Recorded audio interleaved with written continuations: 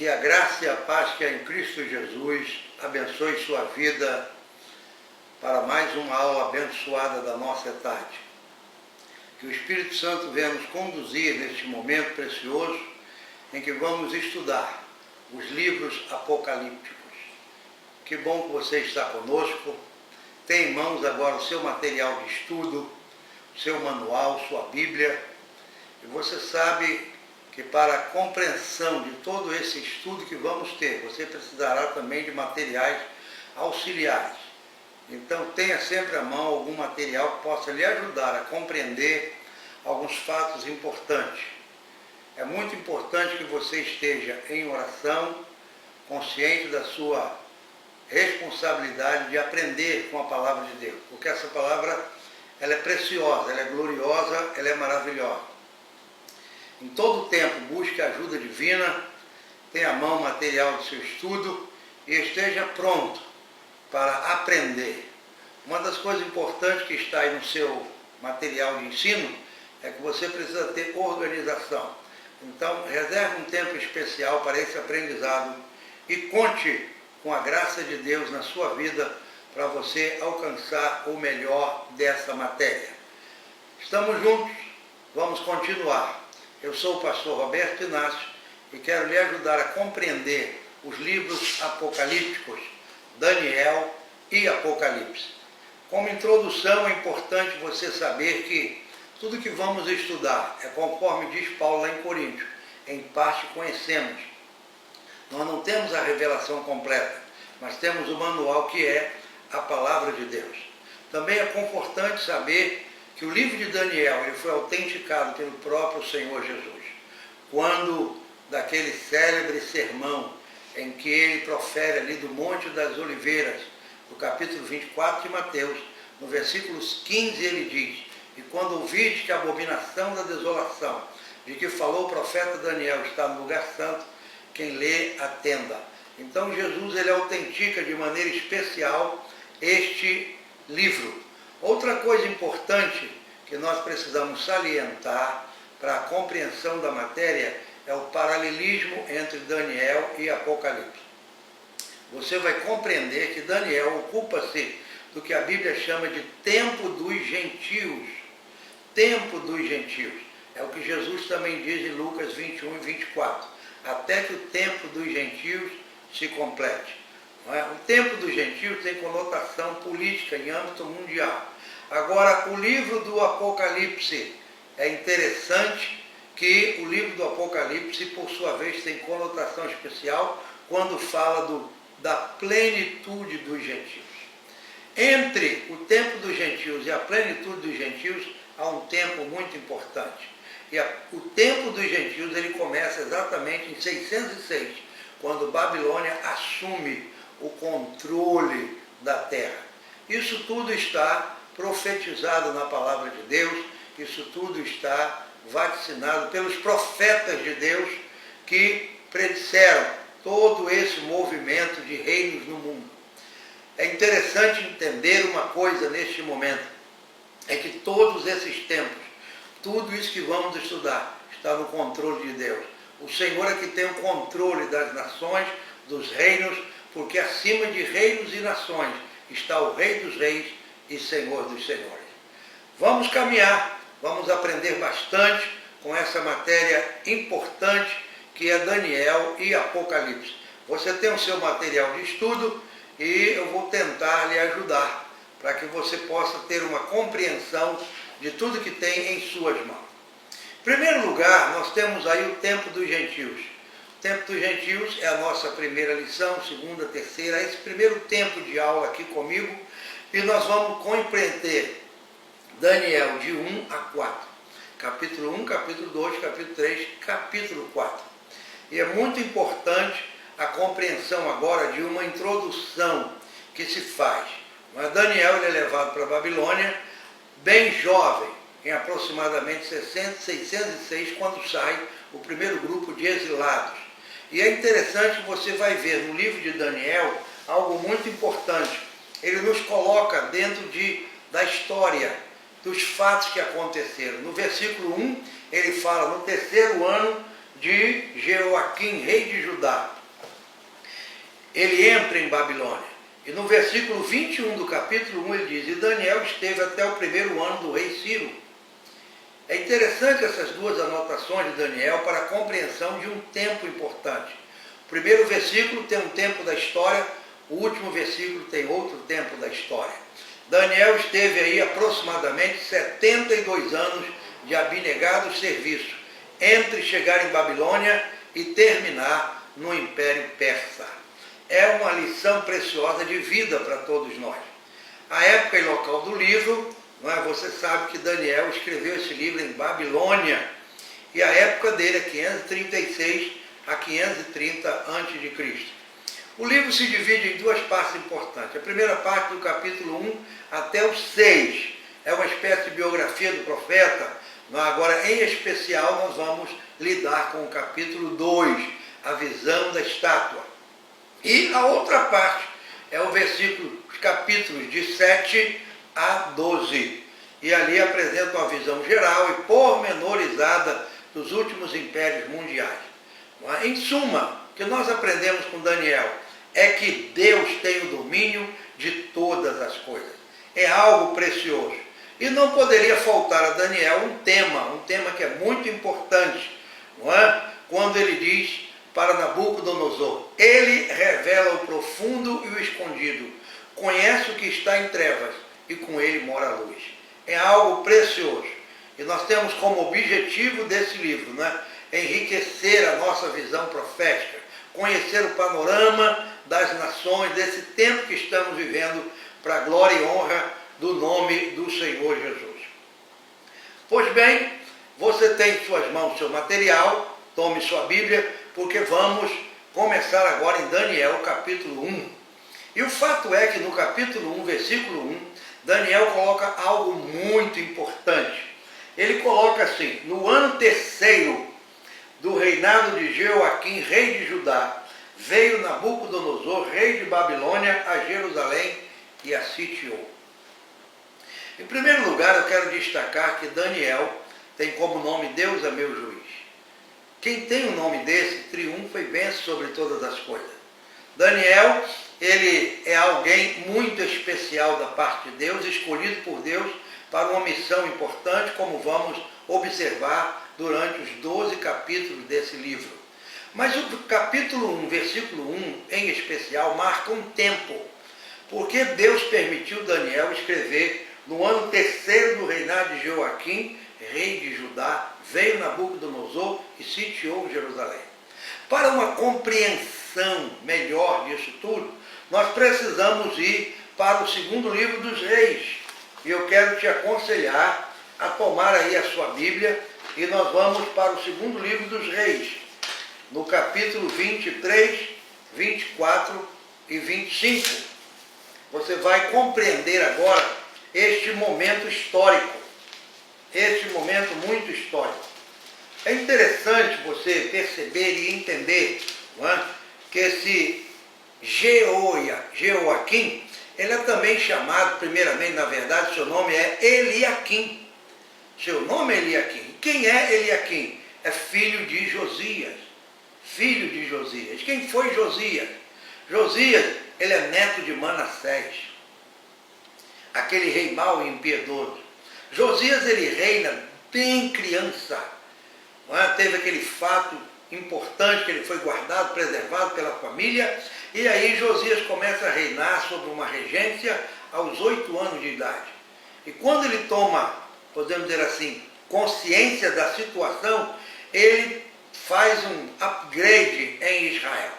Ele busca o Senhor, ele se dedica, ele se levanta, Deus o engrandece de maneira especial e gloriosa, não é? Ele repara o templo, ele busca o livro da lei, ele faz coisas preciosas. Mas, entretanto, o que ocorre com Josias? Nos últimos momentos da sua vida, o império predominante é o Egito. O Egito está dominando, avançando, conquistando. Ele conquista Carquemes, que era um ponto avançado da Síria.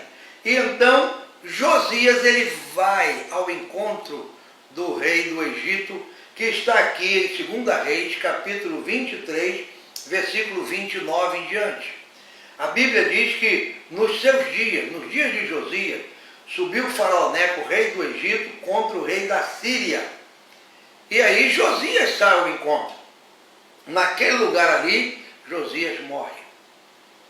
Ele falece ali, ele perece ali. Seus servos o levam de volta para Jerusalém e o sepultam. Infelizmente, podemos dizer tragicamente, termina a vida de Josias. Tão próspero em todas as situações.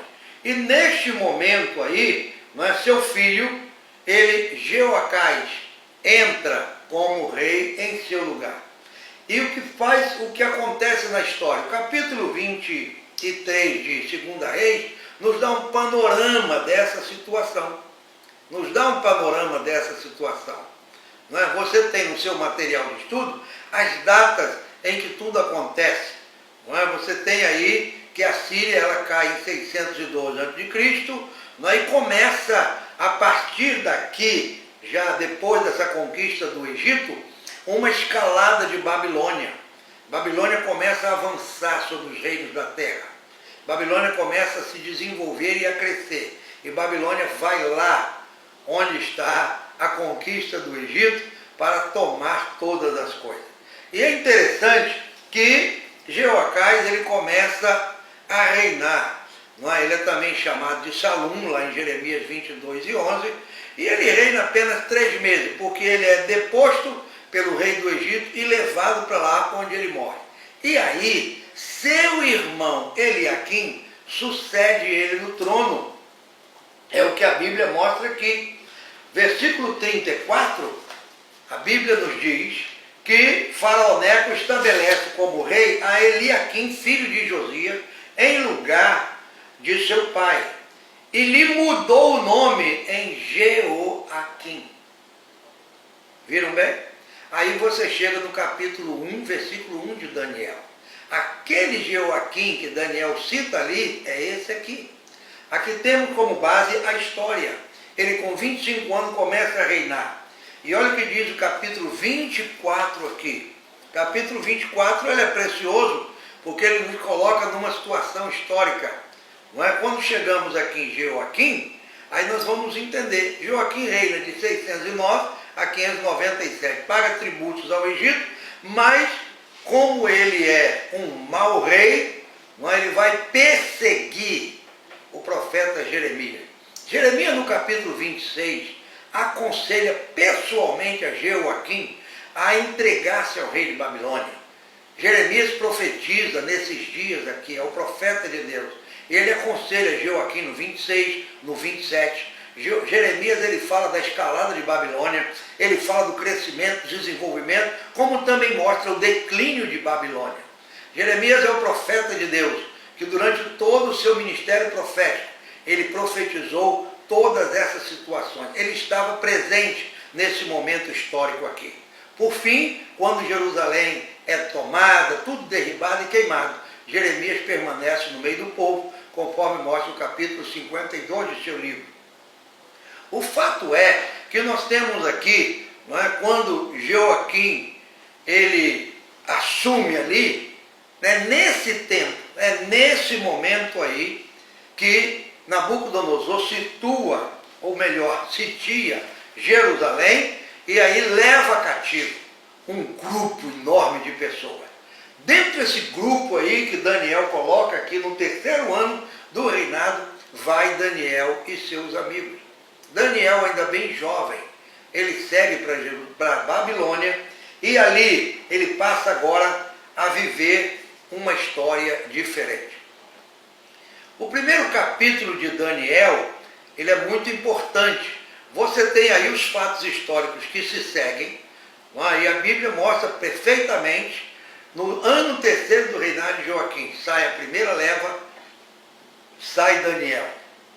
E o versículo seguinte já vai mostrar algo importante, que está dentro do capítulo 1. O capítulo 1 começa com a expressão, o Senhor entregou. Por que Deus entregou aquele reino, aquele povo nas mãos de Babilônia? Porque em todo o tempo você vai perceber que eles fizeram o que era mal aos olhos do Senhor. A começar pela impiedade de Manassés, pela Amon, seu filho, e todos eles, não é, que produziram tantas impiedades, aquilo ali saturou o Senhor.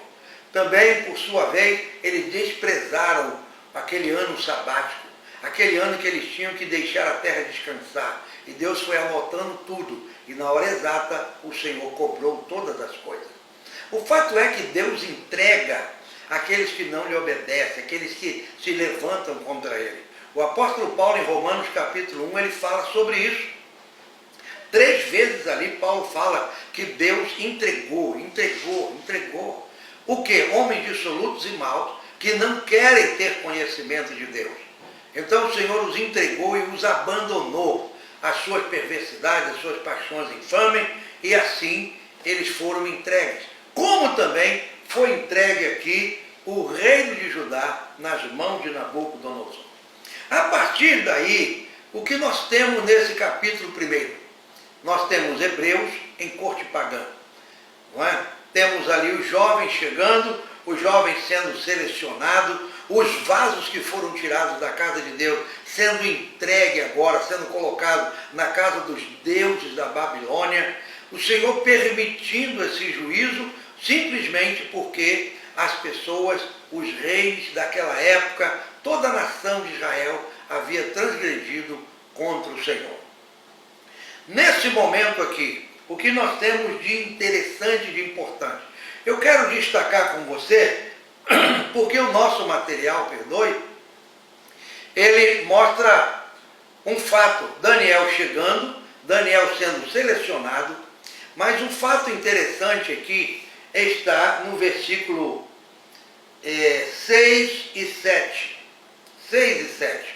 E você tem aí no seu material de estudo o significado e a importância desses nomes, né, dos nomes que foram mudados. É muito importante, nesse momento, essa compreensão. Então, aqui nós temos um fato interessante que eu quero colocar para você. Na corte babilônia, o chefe dos eunucos pôs outros nomes. Quando eles chegaram ali, seus nomes eram Daniel, Ananias, Misael e Azarias. E você tem no seu material de estudo o significado, a grandeza desses nomes. Daniel, Deus é meu juiz. Ananias, Jeová é gracioso. Não é? Misael, quem é igual a Deus? Azarias, não é? Deus é meu ajudador. Nomes bíblicos, nomes importantes, nomes que caracterizavam aquelas pessoas como servos de Deus. E o que o adversário faz? Chegando em Babilônia, o seu nome é mudado. Talvez na tentativa de dizer-lhes, a sua história terminou. Aqui você não é mais Daniel, aqui você não é mais Misael, aqui vocês não são mais servos do Deus Altíssimo, vocês não têm Deus como juiz, vocês não têm Deus como protetor. Agora nós vamos mudar o seu nome, mudar a sua história. Então começa o perigo aqui. Só que nós vamos entender algo muito especial nesse capítulo, que é a vitória e a razão do livro de Daniel. A Bíblia diz que o chefe de eunuco, no versículo 7, pôs-lhe outros nomes, a saber, a Daniel, Beltesazar, a Ananias, Sadraque, a Misael, Mesaque, e a Azarias, o diabo de Nego. Que coisa interessante. Qual é o propósito? Está aqui, ó. Daniel agora, Bel te proteja. Ananias, não é, que foi mudado para Sadraque, não é? Aí é o nome do deus Acu ali, o deus da lua. Misael, mudado para Mesaque, e segundo o nosso autor é um sentido ignorado. Azarias, Abdinego, isso é servo de Nego ou Nego. Então veja que a astúcia e o plano do adversário é apagar a memória desses moços, esquecer o passado deles, permitir que agora eles vivam uma nova vida em Babilônia. Você não tem mais o seu nome, você agora tem outro nome, outra identidade, vai ter outra característica, vai começar a criar uma outra personalidade, um outro tipo de caráter. Para isso, eles foram selecionados para passarem 3 anos aprendendo a língua dos caldeus, aprendendo os costumes daquele lugar. Veja que massivamente, não é, o rei Nabucodonosor investiu contra a vida daqueles jovens. E não é diferente hoje. Como Satanás investe nos nossos jovens, tentando dissuadi-los do seu propósito de servir a Deus. Mas nesse momento aqui, irmãos, há algo muito interessante. Porque o versículo 8 deste capítulo, que para mim é a chave desse capítulo 1 de Daniel, é que Daniel assenta no seu coração não se contaminar com a porção do manjar do rei, nem com o vinho que ele bebia. Aqui está a grande razão. Não importa, mudaram meu nome, estão me ensinando línguas diferentes, costumes diferentes, estou num país diferente, perdi a minha pátria, perdi o lugar de adoração que eu tinha em Jerusalém, mas eu não vou me contaminar. Isso é algo precioso. Essa atitude de Daniel é algo maravilhoso. Aqui está, eu vejo a razão da vida cristã. A razão da vida cristã que está aqui, não se contaminar. Foi o conselho de Paulo em Romanos capítulo 12, versículo 12. E não vos conformeis com este mundo, mas transformai-vos pela renovação do vosso entendimento, para que experimenteis qual seja a boa, perfeita e agradável vontade de Deus. Então, meu amado aluno, minha amada aluna, eis aqui um propósito glorioso para a nossa vida.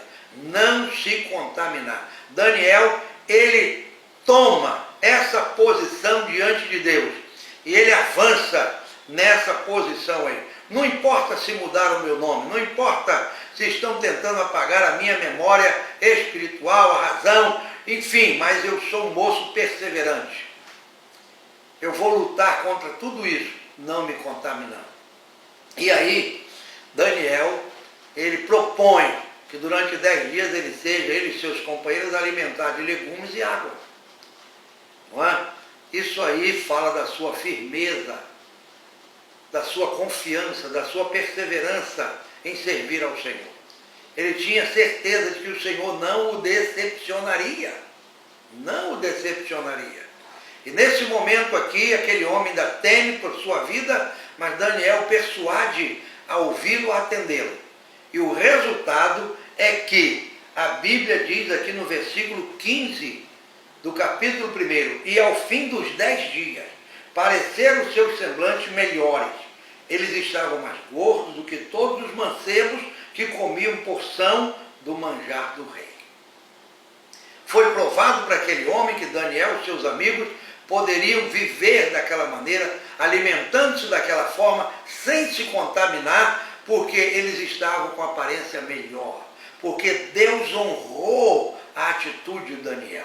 Deus sempre vai honrar a nossa atitude quando tomamos o lado de Deus, quando permanecemos com Ele, quando realmente nos colocamos diante dEle. O Senhor é maravilhoso nessa hora. E aí, a Bíblia diz que o homem tira a porção do rei e eles agora vão viver de legumes e de água. Viver, continuar no seu propósito. Não foi apenas 10 dias. Não é? Eu sou melhor nos 10 dias, então agora eu posso relaxar. Não. A vigilância, a atenção, o cuidado e o propósito deve ser até o fim. Foi isso que Jesus disse em Mateus 24:13. Aquele que permanecer até o fim será salvo. Então, meus amados, vamos continuar servindo ao Senhor com alegria. E resultado dessa atitude de Daniel está no versículo 17.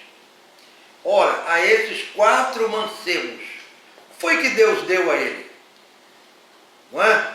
Deus deu a ele o seguinte: mais entendimento, mais sabedoria, mais conhecimento, inteligência em todas as letras e sabedoria, mais do que todos os magos e pessoas que viviam naquele lugar ali. Deus deu sabedoria e entendimento em toda visão e sonho a Daniel.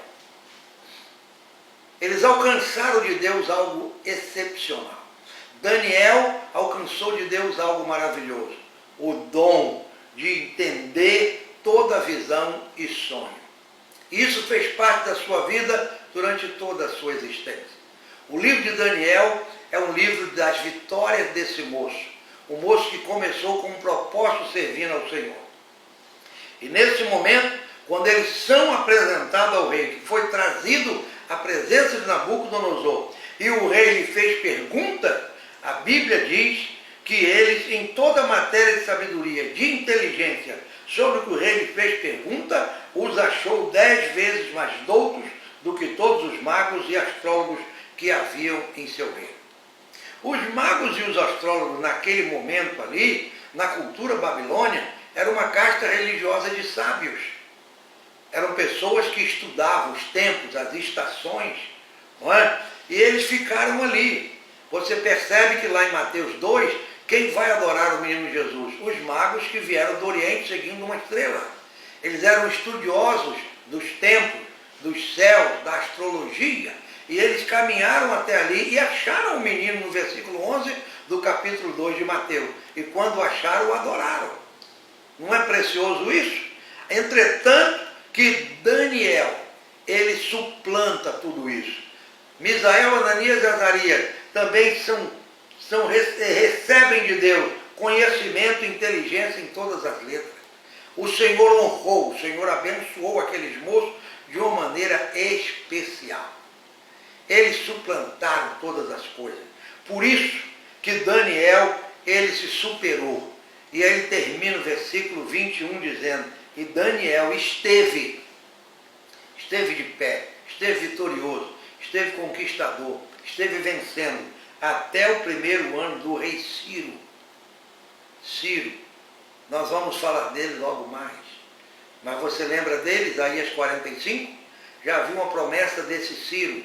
E esse Ciro está ali agora, né, sendo o dominador da Pérsia, o governante da Pérsia, o imperador da Pérsia. É de Ciro que vai sair a ordem para libertar os cativos de Judá.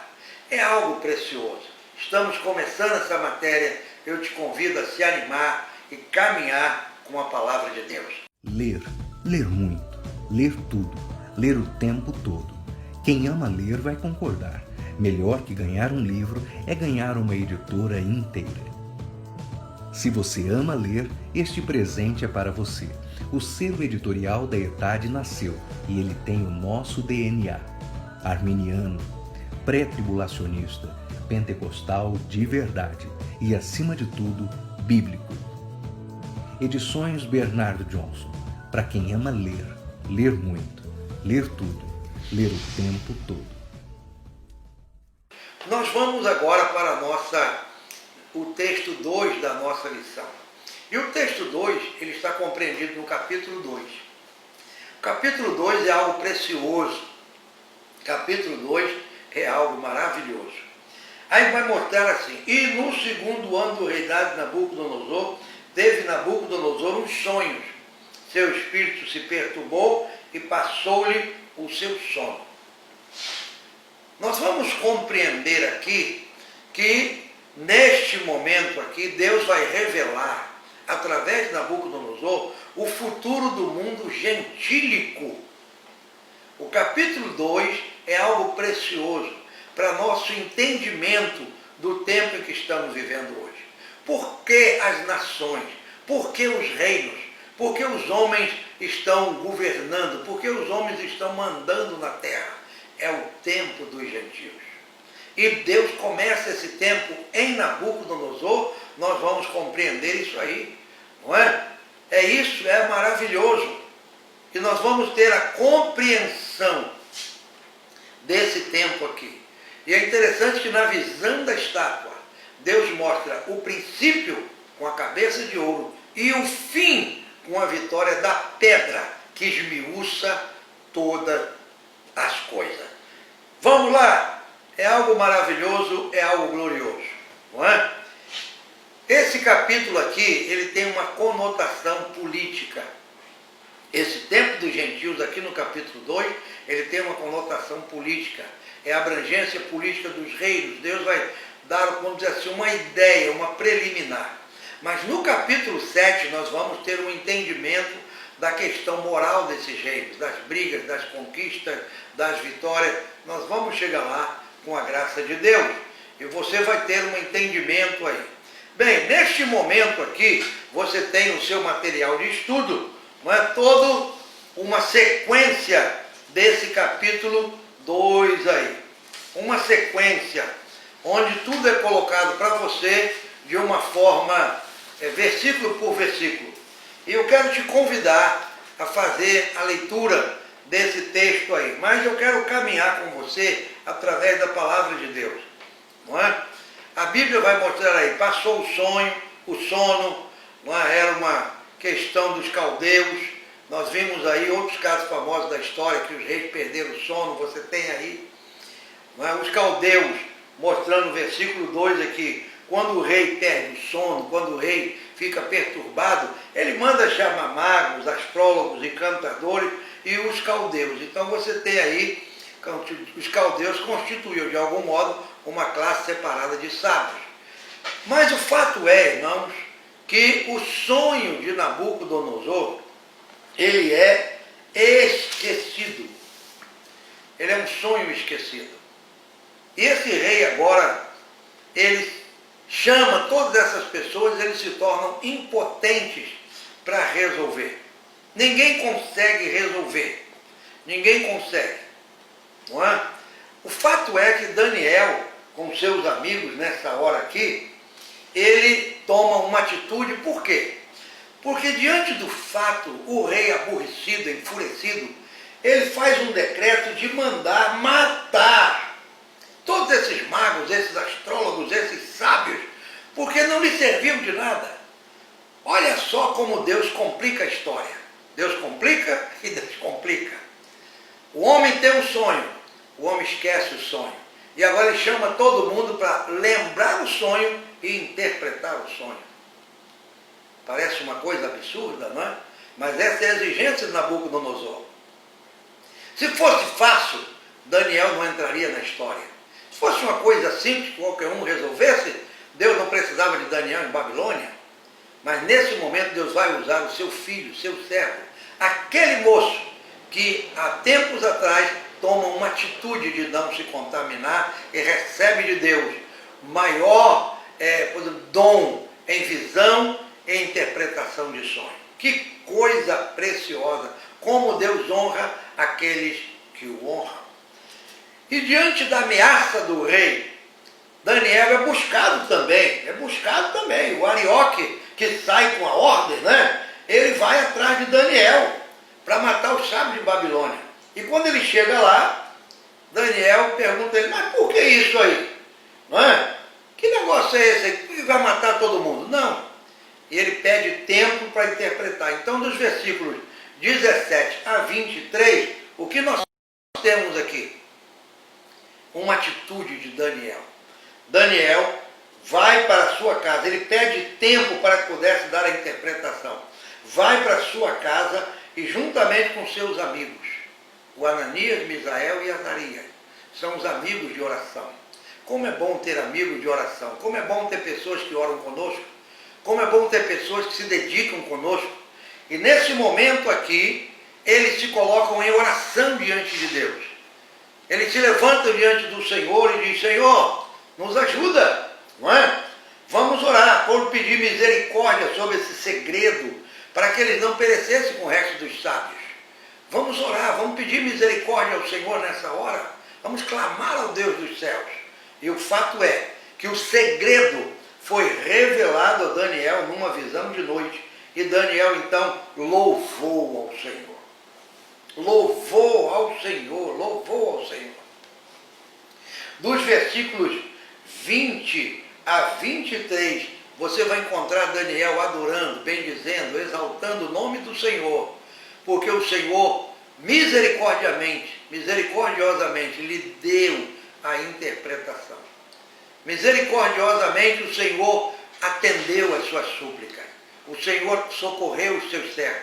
E então, não é? No versículo 24, Daniel é introduzido na presença do rei. De 24 a 30.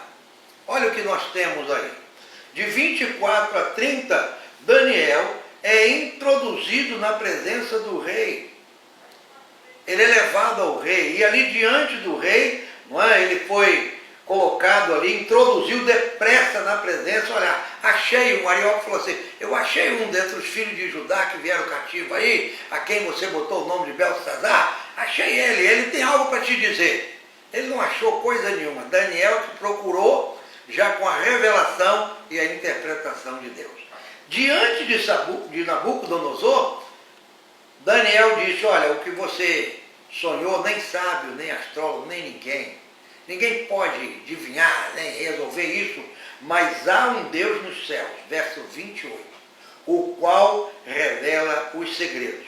Ele fez saber a Nabucodonosor o que há de ser no fim dos dias. Ele fez saber a Nabucodonosor o que há de ser no fim dos dias. Veja, irmãos, como Deus controla a história.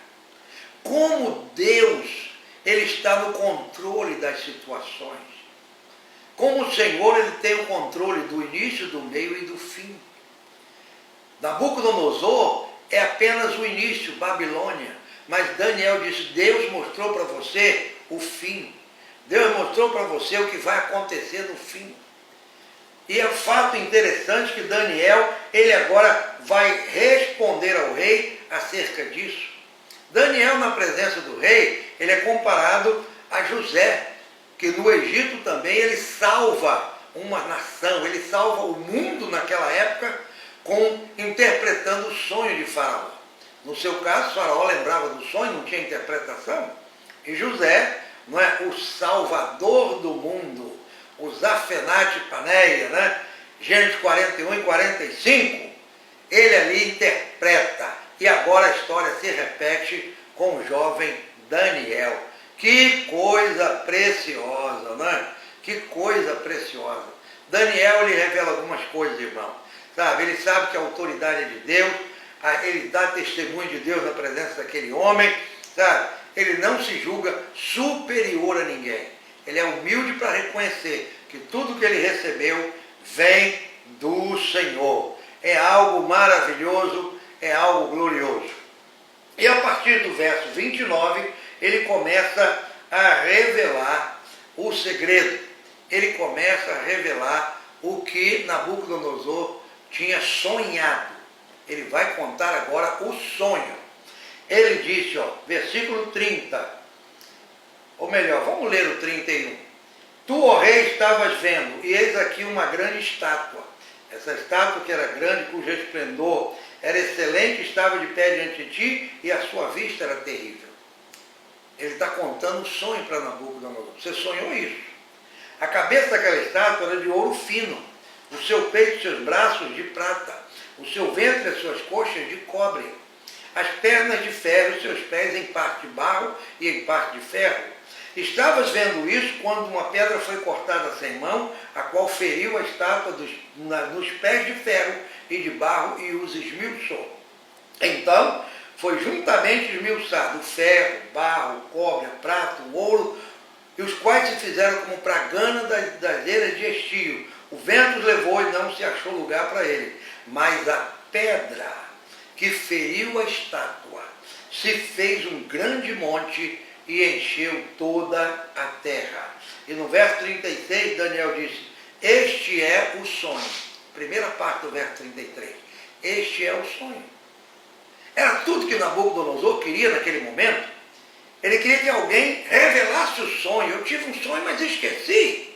Eu não lembro do sonho. E Daniel disse, olha, este é o sonho.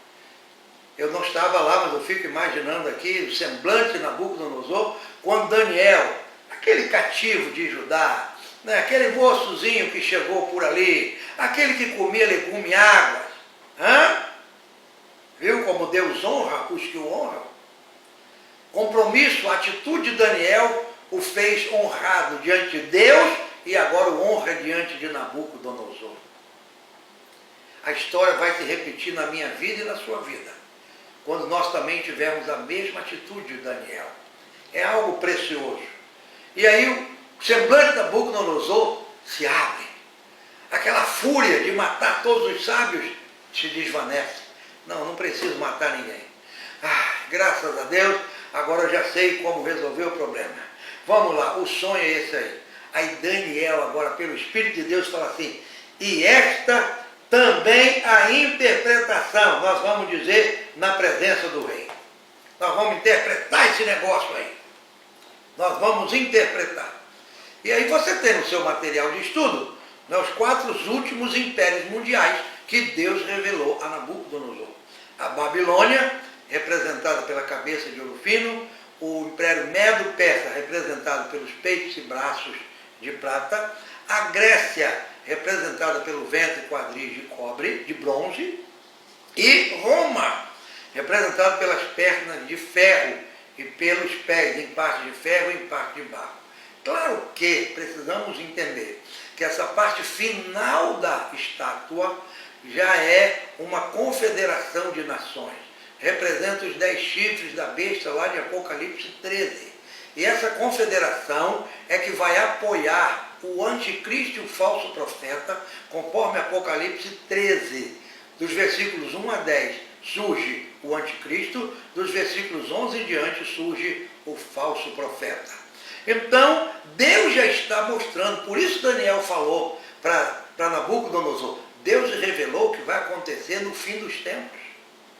Então, meus amados irmãos, a história, ela não caminha a seu bel prazer. Deus, o Senhor Todo-Poderoso, está no controle de todas as coisas. Louvemos ao Senhor por isso. E nesse momento aqui, agora, Daniel vai dar a interpretação. A partir dos versículos 32, 37, 38, né? Ele vai mostrar isso aí, sabe? Vai caminhar com isso aí, é algo glorioso. Sabe? Deus vai mostrar para Nabucodonosor, através de Daniel, todos os tempos, tudo que vai acontecer. E ele disse que esse é o sonho. Tu, ó reis, é rei de reis, Deus tem dado o reino, o poder, a força, onde quer que habite os animais, as aves, Deus entregou na tua mão, não é? E ele disse aqui no final do verso 38, eu gosto disso, porque Deus é claro, Deus é específico. Tu és a cabeça de ouro. Tu és a cabeça de ouro. Daniel já disse para Nabucodonosor, aquela cabeça de ouro fino, aquilo que lhe espantou naquelas estátuas gigantes, que você olhava e, sabe, via aquela cabeça, ele disse, a cabeça é você. Imagine nessa hora, né, o orgulho de Nabucodonosor, meu Deus, eu sou a cabeça de ouro. Já pensou isso? Não é? O orgulho daquele homem ali, o seu ego, né? Eu sou a cabeça de ouro. Vamos lá, Nabucodonosor. Daqui a pouco vai chegar o capítulo 4. Não é? Vai chegar o capítulo 4, o juízo de Deus sobre ele. Então, amados, Daniel agora começa a interpretar. E o que nós temos aqui? Que a partir deste momento aqui, o Senhor está estabelecendo o início do tempo dos gentios. Isto é, a dominação dos gentios, a supremacia dos gentios sobre o seu povo em especial. A partir daquele momento, Nabucodonosor tem supremacia sobre Israel. Depois retorna no império de Ciro, e permanecem ali até o ano 70, porque a profecia de Jesus, lá de Mateus 24, quando ele sobe o Monte das Oliveiras e diz aos discípulos, tudo isso aí vai ser derribado, não vai ficar aqui pedra sobre pedra. Tudo isso aconteceu. Depois de 14 de maio de 48, Israel se estabelece como nação. Está estabelecida, mas vai chegar o tempo da provação. Por isso que a Bíblia diz que no momento certo, na plenitude dos gentios, a pedra virá. E essa pedra é Cristo, que vai esmiuçar todo esse tempo. A plenitude dos gentios vai entrar. E Deus vai tomar as rédeas novamente deste mundo. E vai estabelecer um reino, o único que não será destruído. Coisa preciosa, coisa maravilhosa é a palavra de Deus. E aí Daniel segue explicando para ele. Não é? O peito de prata da estátua, os braços representa a coligação do Império Medo-Persa, não é? O ventre de bronze ocorre no capítulo 7, também agora é a Grécia, não é? As duas pernas, é o Império Romano, nas suas duas partes, você tem aí a questão do oriental, né? Do ocidental, enfim. Mas nós vamos ver o seguinte, os 10 dedos, esses 10 dedos aí prefiguram uma expressão final do Império Romano. É podemos dizer assim, uma visão do que vai acontecer no fim. Esses 10 dedos da estátua, que agora é parte de barro e parte de ferro. São 2 elementos que não têm liga, que não se ligam, que não têm firmeza. E como diz aqui o autor do nosso livro, né, nós vemos aí, mas no fim desses dias, esses reis correspondem aos 10 chifres do quarto animal, né, também os 10 chifres, tipo de Apocalipse 13, e esse reino, ele ainda não existe, mas ele vai voltar a existir. Estamos caminhando para isso. E quando existir, convém que dure por um tempo. E Deus está tomando conta de todas as coisas. Lá em Apocalipse 17:8 mostra isso, né? Era e não é, que está para emergir. Daqui a pouco, Jesus está voltando. E tudo isso vai se concretizar, vai se tornar uma realidade. Esses pés aí, conforme está no seu material de estudo, é algo que não se mistura. Não é? As nações, no tempo do fim, elas estarão unidas, mas sem uma liga. O fato é que nós estamos vivenciando isso hoje no que chamamos de, filosoficamente, de pós-modernismo. O pós-modernismo trouxe consigo várias filosofias, e uma delas é da relativismo, não é? O egocentrismo, o hedonismo e tantas coisas que estão separando os homens. E agora chega toda essa situação que estamos vivendo hoje para nos dar uma ideia do que será o futuro. O ferro simboliza o governo ditatorial e o barro é o governo democrático, não é? O governo do povo. E nós temos isso hoje já sendo preparado nas nações. Agora, um fato interessante para concluir essa parte é a progressão da inferioridade dos metais. O que começa com ouro, depois ele vai para a prata, depois ele vai para o cobre, depois ele vai para o ferro e no final é barro. Isto mostra que os reinos do mundo, eles estão em ordem decrescente. Poderia ser o contrário, não é? A cabeça ser de barro, depois o ferro, depois o cobre, por último terminaria com ouro. Não. Isso mostra que o Senhor está revelando a decadência do mundo gentílico. E nós estamos vendo essa decadência hoje em todos os aspectos, moral, social, filosófico, na educação, espiritual, tem afetado a igreja esse fim de tempos. Então, amados, nós estamos vivenciando hoje que a palavra de Deus, ela é uma realidade, é algo tremendo, até que o Senhor venha. Porque essa pedra cortada aí, sem auxílio de mão, ela vem para atingir o último reino, o reino do anticristo. Essa pedra nada mais, nada menos é do que Cristo. Paulo fala dela em 1 Coríntios. A pedra é Cristo. Não é? Pedro fala dessa pedra que os edificadores rejeitaram. Não é? E é interessante que, quando a Bíblia diz que essa pedra vem do céu, é quando o Senhor virá, conforme Apocalipse 19:11, para estabelecer o seu reino. E Apocalipse 19, quando Jesus vem, ele fere as nações com a espada aguda que sai da sua boca. O anticristo e o falso profeta são lançados vivos no lago de fogo. No capítulo 20, versículo 1 e 2, Satanás é preso e lançado num abismo. E o Senhor passa a reinar sobre a terra. Aquela pedra que veio, que esmiuçou, que acabou com aquilo tudo, ela se torna uma grande pedra que enche toda a terra. É algo maravilhoso. É algo glorioso.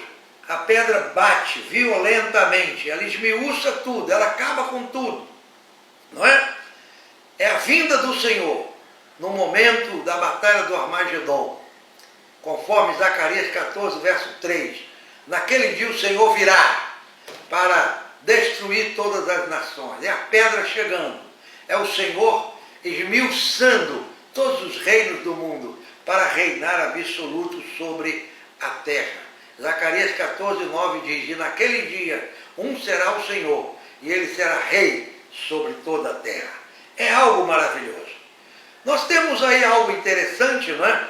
Porque hoje nós temos aí a União Europeia, a Comunidade Internacional de Nações, e todas essas questões hoje, políticas ou geopolíticas, elas já estão se articulando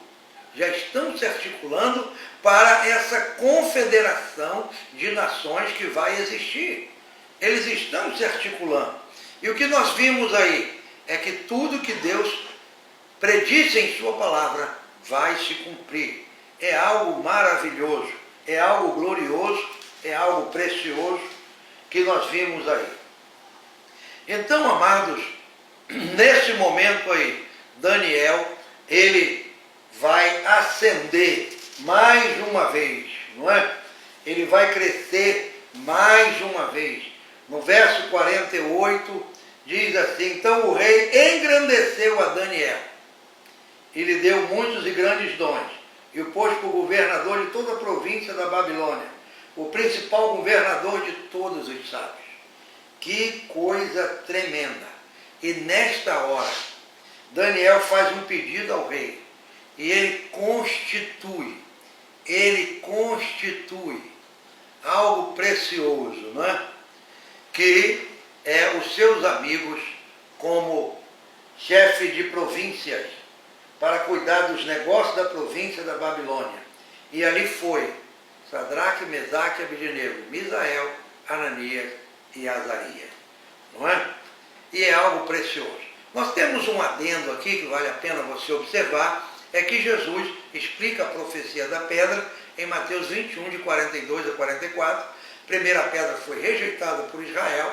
Essa pedra foi posta como angular, pedra angular da igreja, né? Aquela que fica ali naquele ângulo que marca as diretrizes da obra. E essa pedra, ela vai esmiuçar as nações. É algo precioso. Nesse momento aqui, a revelação de Deus do capítulo 2 dá-nos uma ideia geral do plano de Deus sobre todas as coisas. Capítulo 2 de Daniel é precioso para uma compreensão do propósito de Deus sobre a terra. E é isso que nós precisamos entender. Nessa primeira parte aqui, nós tivemos uma visão da questão política. Mais na frente, nós vamos ver a questão moral. Quando essas mesmas nações, elas se degradiam, elas se dividem, uma subjuga a outra, não é? Aqui é uma estátua, lá são animais. Vamos caminhar. Eu quero te convidar para você vir comigo agora para o texto de número 3, no capítulo 3 de Daniel. O capítulo 3 de Daniel mostra a grandeza do homem, mostra a força do homem, mostra o homem na sua vaidade, no seu egocentrismo. Nabucodonosor cresce, ele é a cabeça de ouro, ele está envaidecido. E ele agora sonhou com uma grande estátua. Então vamos concretizar esse sonho, vamos tornar isso uma realidade. Ele agora fez uma estátua de ouro, olhe bem. Daniel não disse para ele: tu és a cabeça de ouro, essa cabeça de ouro é você. Ele, cresceu, gostou do negócio. Ele agora faz uma cabeça de ouro, e coloca essa estátua, dá uma altura enorme para ela, 60 côvados, largura de 6 côvados, levantou no campo de Dura, na província de Babilônia, botou a estátua lá em cima, lá em cima. E aí você tem aí, a estátua do capítulo 2 foi um sonho, né? Essa agora era real. Essa do capítulo 3 é real. Tinha 60 côvados de altura, cerca de 29 metros. O côvado babilônico tinha 48 centímetros. Tudo aquilo à base de 6, indicando coisas puramente humanas. Veja bem, uma estátua de 29 metros. É para ser vista em toda a extensão daquela província. De longe as pessoas olhavam e viam aquela estátua de ouro. O homem se engrandece, o homem se envaidece. E não é isso que vimos na história das nações? Os homens se envaidecem, se engrandecem. Quando um presidente assume, a foto do ex-presidente é arrancada da parede. E o fotógrafo oficial prepara uma foto especial. Tira 1, 2, 3, 10, escolhe a melhor. Faz esses quadros e espalha-se por todas as repartições, para dizer, este é quem manda. É assim que a história acontece, até hoje. Infelizmente, é o homem dominando, é o tempo dos gentios sobre a terra. Nesse momento, aqui, ele coloca essa estátua no campo de Dura, não é? Ele coloca ele no campo de Dura, na província de Babilônia. E ele vai juntar agora todas as pessoas para a consagração da estátua. Ele convoca todo mundo, conselheiro, tesoureiro, oficiais, governador da província. E quem são os governadores de algumas províncias? Misael, Ananias e Azarias, ou Sadraque, Mesaque e Abednego. Eles são convidados para a inauguração da estátua. Não é? São colocados ali. Então todos têm que vir para a inauguração da estátua. Agora chega a ordem para adorar a estátua, versículos 4 a 7. A ordem para adorar. Começa aí, não é? Vem aqui, o arauto apregoava, ordena-se, quando ouvides o som da buzina, do pífaro, todo mundo tem que se prostrar e adorar. Prostrar e adorar. Você se lembra do que Satanás falou para Jesus lá em Mateus 4, no momento da tentação? Tudo isto te darei, se prostrado me adorares. Olha a história aqui. Nabucodonosor disse, prostem-se e adorem. É esse o propósito do inimigo. Ele fez essa proposta ao próprio Senhor Jesus. Se você se prostrar e me adorar, eu te dou todos os reinos. Imagine só que proposta indecente Satanás faz para aquele que é rei dos reis e senhor dos senhores. Mas nesse momento aqui é a mesma coisa. É a mesma coisa. Eles tinham que prostrar e adorar. Com isso eles iam se contaminar. Com isso eles iam romper a aliança que eles tinham com o Senhor. E é nessa hora que eles foram postos à prova. Vimos aqui nesse momento, não é, a intolerância religiosa. Nabucodonosor não disse, olha, isso aqui, os judeus são de fora. Quem tem outras religiões, não, isso é só para os caldeus, é o povo da Babilônia, pessoal que vive aqui, não. Onde estava Daniel nessa hora que não adorou essa estátua? A Bíblia diz que Daniel estava às portas do rei. Ele não estava no campo, ele não estava em Dura. Quem estava lá era Misael, Ananias e Azarias, ou Sadraque, Mesaque e Abednego, que foi nomeado por Nabucodonosor como chefe das províncias, governador das províncias. E aqui os governadores foram convidados no verso 2, para inaugurar a estátua, para consagrar a estátua. E a ordem agora era prostrar e adorar diante da estátua. Nesse momento aqui de 8 a 12, os jovens hebreus são denunciados. Por que razão? Não é? Por que razão? No mesmo instante chegaram alguns homens caldeus e acusaram. Não é? E falaram, olha, o rei tem um decreto que todo homem e tal tem que se adorar e quem não se prostrar vai ser lançado dentro do fogo. Há uns homens judeus que tu constituíste sobre o negócio da província, o Sadraque, Mesaque e Abednego. Esses homens não fizeram caso de ti, dos teus deuses não servem, nem a estátua de ouro adoram. Pronto. Decisão tomada. No mesmo instante, Daniel está às portas do rei. Daniel não está no campo. Daniel está em atividade como chefe dos magos. Daniel está nos seus estudos. Daniel está em outra situação. E agora os três serão provados. A partir do versículo 13 a 18, eles vão experimentar o quê? A fúria de Nabucodonosor. Porque eles atingiram o ego daquele homem, o orgulho daquele homem. Como esses três moços não me reverenciam a minha estátua? Como na inauguração da estátua alguém se rebela contra mim? Então eles vão experimentar agora a fúria a fúria. Quem é que pode, sabe, livrar você das minhas mãos? Ele diz aqui no verso 15. Quem pode livrar você das minhas mãos? Eu sou Nabucodonosor, o chefe dos magos disse ainda há pouco para mim que eu sou a cabeça de ouro. Olha o orgulho aí. Mas esses moços disseram o seguinte, sabe? O Deus a quem nós servimos é quem pode nos livrar.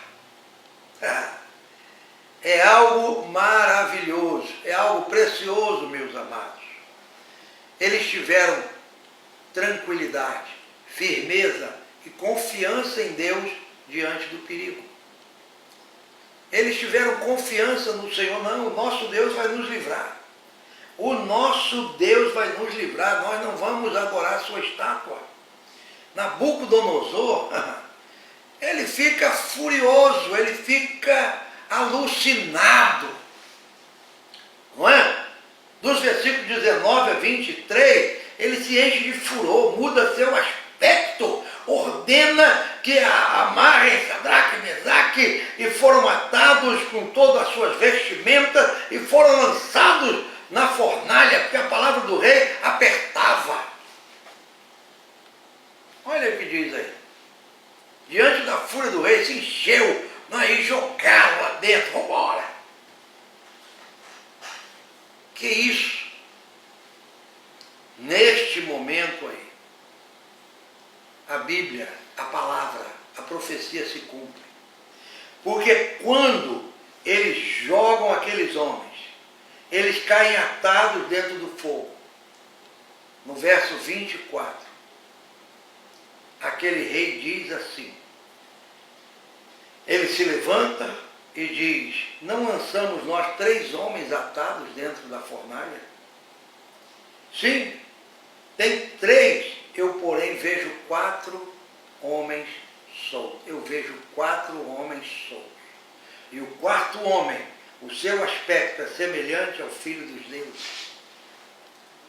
O que aconteceu com aqueles moços? Em Hebreus 11:34 diz que pela fé eles apagaram a força do fogo. Cumpriram-se na vida deles o que está em Isaías, que quando passares pelo fogo, a chama não arderá em ti. O Senhor estava com aqueles moços e provando para aquele homem quem é o Senhor, quem é o Deus dos deuses, quem é o Deus dos céus, quem é o Deus da terra. Nabucodonosor experimenta algo precioso, algo glorioso, sabe? Algo precioso. E a partir do versículo 29 aí, eles são tirados da fornalha, eles saem de lá, não é? De uma forma tremenda, sabe? Aqui no versículo 26 diz, eles saíram do meio do fogo, se ajuntaram. E ali, a Bíblia diz no final do versículo 27, eu quero ressaltar, para você ter uma compreensão da grandeza de Deus. A Bíblia diz assim, nem cheiro de fogo tinha passado sobre eles. Que coisa especial e gloriosa. Nem cheiro de fogo. Como você está numa fornalha aquecida, sai de lá e não tem cheiro de fogo. Não tinha cheiro de fogo. Não tinha. Algo precioso, algo maravilhoso da parte de Deus. É para a gente glorificar o Senhor. E dos versículos 29 a 30, é o tempo da vitória. É o tempo da vitória. A Bíblia mostra aí de maneira especial, não é? Que o rei baixa um decreto aí agora. Um decreto tremendo. Ele baixa um decreto especial aqui, ó. Ele diz assim, que naquele momento, feito um decreto, que todo povo, nação, língua, que alguém blasfemar contra o Deus de Sadraque, Mesaque e Abednego, será despedaçado, sua casa feita um monturo, e porque não tem Deus que possa livrar como este. E ele fez prosperar esses moços no seu reino.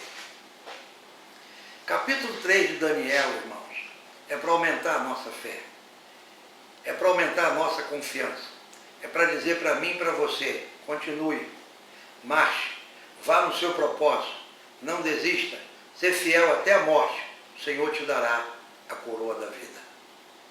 Essa lição do capítulo 3 é para fortalecer a nossa fé nos dias em que estamos vivendo. É algo maravilhoso, é algo glorioso, é algo precioso. Eles foram provados de maneira tremenda. Da mesma forma, conforme Apocalipse 13, verso 11, nos dias do falso profeta, nós vamos ver lá na frente, todos que adorarem a imagem do anticristo, ou a imagem da besta, também serão mortos. Haverá uma perseguição religiosa sem precedentes. E tudo isso está para acontecer, porque já aconteceu e vai acontecer. É o tempo dos pés da estátua, mas graças a Deus que a pedra virá, esmiuçará e se engrandecerá para a glória de Deus. Eu te convido agora a ir comigo ao texto 4. Estamos terminando a lição de número 1. O que você queria ser quando crescesse? Músico? Programador? Cozinheiro? Cientista? Um teólogo? Na verdade, você é teólogo e não sabe. Neste livro de autoria do pastor Gunnar Berg, você vai perder o medo da teologia, vai perder o medo de estudar a Bíblia sozinho e vai descobrir como é fácil conhecer verdadeiramente a Deus a partir de sua palavra. É hora de descobrir como se forma uma doutrina bíblica e aprender quais as necessidades devocionais de um teólogo. Afinal, você é teólogo, só não sabe ainda.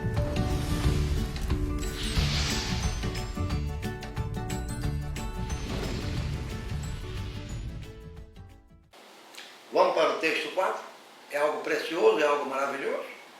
O texto 4 é o capítulo 4 de Daniel. Neste momento agora, nós vamos entrar num momento precioso da história. Lembra aquele Nabucodonosor, cabeça de ouro? Lembra aquele Nabucodonosor que faz uma estátua de ouro? Ele agora, no seu orgulho, na sua grandeza, ele é provado por Deus. Esse homem tem um sonho. E mais uma vez, quem é levado à sua presença é Daniel. Porque a Daniel, Deus deu a interpretação dos sonhos e das visões. A Sadraque, Mesaque, Abdenego, Misael, Ananias e Azarias, Deus deu conhecimento. Deus deu entendimento, sabedoria, mas Daniel, Deus o revestiu da capacidade de interpretar sonhos e visões. E neste momento aqui, Nabucodonosor, não é? Ele faz algo tremendo, manifesta uma loucura absurda, se engrandece, se envaidece. E por isso, ele é julgado pelo Senhor. Ele é julgado pelo Senhor. E é algo precioso aí. Não é? É algo maravilhoso. Vamos ver aqui capítulo 4, versículo 2 e 3. Pareceu-me bem conhecido os sinais e maravilhas que Deus o Altíssimo tem feito para comigo. Grandes são os seus sinais, poderosas as suas maravilhas. O seu reino é sempre eterno. Nesse momento, Nabucodonosor está exaltando a Deus. Eu, Nabucodonosor, estava sossegado na minha casa e florescente no meu palácio, e eu tive um sonho que me espantou, e as imaginações da minha cabeça, as visões me turbaram. Ele se perturba com o sonho, ele exalta, ele reconhece que Deus é soberano, não é? Paz seja multiplicada. E diante desse sonho, mais uma vez, magos, astrólogos, adivinhos, caldeus, todos veem a presença dele. E aí entra todo mundo ali no versículo 7, ó, entra todo mundo na presença dele aí, vamos resolver esse negócio aí. Só que nessa hora, quem Deus vai engrandecer é Daniel. Deus vai engrandecer. Você tem nos seus apontamentos escrito o alto conceito de Daniel. 3 vezes Nabucodonosor reconhece que Daniel tinha o espírito dos deuses santos. Ele reconhece isso naquele moço. Não é? Reconhece. E Daniel entra na presença dele. Ele diz, em ti há o espírito dos deuses. Belsazar, príncipe dos magos, eu sei que nenhum segredo é difícil para ti. Eram as minhas visões. E aí ele vai contar para Daniel a sua visão.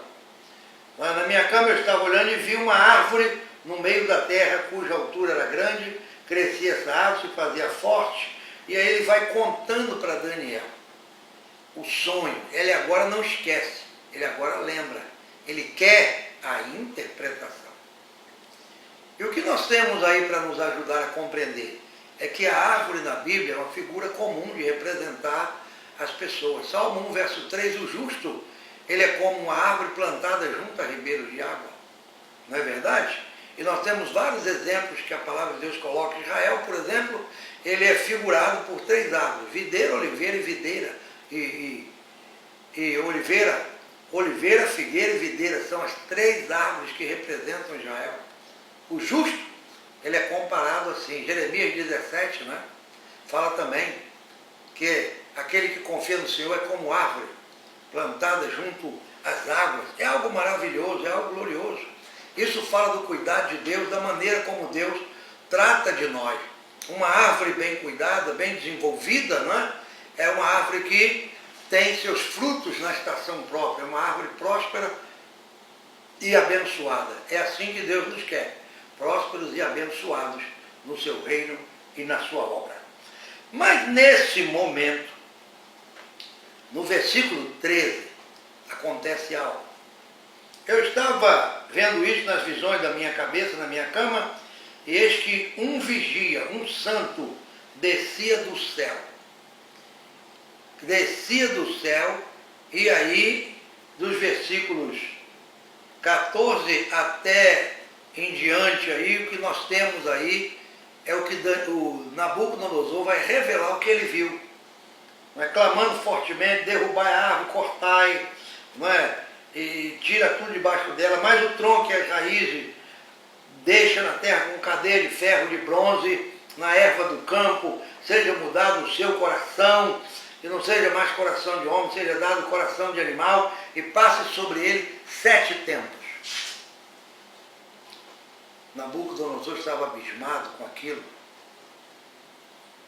Ele conta esse sonho que teve e disse: agora, esses 7 tempos, esse ser que vem aí, não é? Esse estava olhando e vem como uma vigia, um santo, que clama, manda cortar a árvore. E diz que é 7 tempos. A partir do versículo 19, irmãos, Daniel, o Belsazar, o grande sábio da Babilônia, o homem de Deus, começa a interpretar. E aí ele diz: olha, ele estava atônito quase 1 hora, seus pensamentos. Aí pôs o rei: Belsazar, não te espante o sonho nem a sua interpretação. Respondeu Belsazar e disse: Senhor meu, o sonho seja contra os que têm ódio, a sua interpretação para os teus inimigos. A árvore que viste, que cresceu, se fez forte, cujas alturas chegaram no céu, cujas folhas formosas, seu fruto abundante, debaixo de qual moravam os animais, não é? E viviam as aves do céu, és tu, ó rei. És tu, és tu, és tu.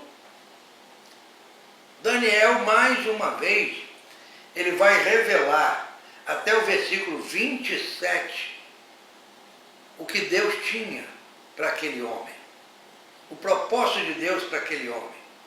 Ele diz: és tu, a grande Babilônia. És tu, a grande Babilônia. Babilônia se engrandeceu de uma forma tremenda. Você tem aí no versículo 30, né, falou: não é essa grande Babilônia, o rei diz, que eu edifiquei para a casa real? E você tem aí no seu material de ensino algo sobre essa grande Babilônia, da grande cidade do império, não é? A joia dos reinos, conforme diz Isaías. Os antigos declararam, né, seu muro circundante, 96 quilômetros de extensão, 24 cada lado da cidade, 90 metros de altura, diversos túneis. Isso para mostrar a grandeza daquela cidade, a grandeza daquele lugar ali. E é isso que Deus está tratando com aquele homem. Tudo aquilo lhe tornou orgulhoso, vaidoso, o engrandeceu. E nesse momento aqui, ó, Daniel está dizendo: Sabe? És tu que Deus deu o teu domínio até a extremidade da terra. E quando viu um vigia, um santo descer do céu, corta a árvore, corta, essa é a interpretação, esse é o decreto. Serás tirado dentre os homens, e a tua morada será com os animais do campo, te farão comer erva como os bois, será molhado do orvalho do céu, passar-se-ão 7 tempos por cima de ti, até que conheças que o Altíssimo tem domínio sobre o reino dos homens, e o dá a quem quer. Algo precioso, algo maravilhoso, algo glorioso. É importante observarmos uma coisa. Esses 7 tempos aqui, ó, e que Daniel mostra aí, esses 7 tempos aqui, são 7 anos. Porque pela interpretação bíblica, né, lá em Gênesis, quando Jacó chega na casa de Labão, ele diz, trabalha mais uma semana de anos. E ele trabalhou 7 anos. A partir dali nós temos uma ideia de que uma semana são 7 anos. E nesse caso aqui são 7 tempos. Um tempo é um ano. No Apocalipse encontramos muito essa expressão, um tempo, e tempos, e metade de um tempo. Um tempo é um ano, tempos são 2 anos. E metade de um tempo, a metade de um ano, são 3 anos e meio. Nesse caso aqui, o Senhor falou para ele, vão passar 7 tempos. 7 anos. Que Nabucodonosor seria provado, por causa do seu orgulho pessoal, Esta é a grande Babilônia que eu fiz. Todo orgulho será abatido, toda altivez será abatida. O Senhor será rei sobre toda a terra. Daniel disse, você estava engrandecendo, você vai ser tirado, versículo 32, e passar-se-ão 7 tempos sobre ti, até que conheças que o Altíssimo tem domínio sobre o reino dos homens e os dá a quem quer. Que coisa preciosa! E Deus opera de maneira especial. Deus opera, não é? De maneira especial. Aqui no versículo 35, mostra a grandeza de Deus e o que nós somos diante dessa grandeza. E todos os moradores da terra são reputados em nada. Segundo a sua vontade, ele opera com o exército do céu. E os moradores da terra, não há quem possa estorvar a sua mão e lhe diga que fazes. O Senhor, na sua soberania, faz como quer, age como quer, trabalha como quer. E ninguém pode perguntar a ele, que fazes? Estamos vivendo hoje um tempo difícil sobre a terra. E quem se atreve a perguntar ao Senhor, que fazes? Daniel diz, quem somos nós para dizer ao Senhor que fazes? Não é? É o momento em que o Senhor se exalta sobre todas as coisas. É o momento em que o Senhor se exalta sobre os reinos da terra. E aí você tem um mapa que compreende todas as coisas e nós vamos daqui a pouco seguir para a lição de número 2, que é o capítulo 5 a 8. E é interessante que Nabucodonosor, no fim dos dias, ele se levanta, ele bendiz a Deus, e no verso 37 encerra dizendo, agora, pois eu, Nabucodonosor, louvo e exalto e glorifico o Rei do céu, porque todas as suas obras são verdade, seus caminhos juízo, e pode humilhar aos que andam na soberba. Esse foi o entendimento daquele homem. Esse deve ser o nosso entendimento também. Compreender que toda altivez, todo orgulho, toda soberba, toda exaltação diante do Senhor é como nada. Por isso a Bíblia diz que Deus resiste ao soberbo, mas dá graça aos humildes. O Nabucodonosor, que é a cabeça de ouro, estava agora com os animais durante 7 anos. Amarrado de cadeias, amarrado com cadeias, no frio, na chuva, verdadeiramente como um animal. Deus o provou, Deus o humilhou, mas também Deus o retornou à sua condição. Porque Deus é aquele que abate, mas é aquele que exalta. Tenha sempre em mente de honrar ao Senhor, porque honrando ao Senhor, seremos por Ele honrados. Deus te abençoe. Até a próxima aula, em nome de Jesus. Vamos caminhar? Que bênção. Deus te abençoe.